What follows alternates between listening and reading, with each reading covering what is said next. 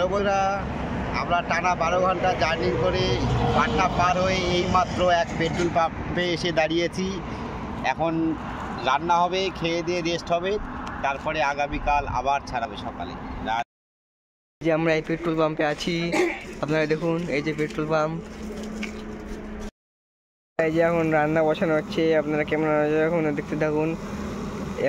এই রাস্তার মধ্যে এখন যেটুকু রান্না হচ্ছে এখন ওটাই খাওয়া দাওয়া হবে, আপনারা দেখতে থাকুন। এখানে হচ্ছে আলু দিয়ে মেশানো তরকারি আর ভাত, এইটুকুই। কারণ দেখতেই পাচ্ছে দেখো রাস্তার মধ্যে রান্না হচ্ছে একটা পেট্রোল পাম্পের পাশে। টমেটো দিলে কত ভালো হতো। আপনারা ক্যামেরা নজর রাখুন, আরো কত কিছু দেখতে পাবেন আপনারা।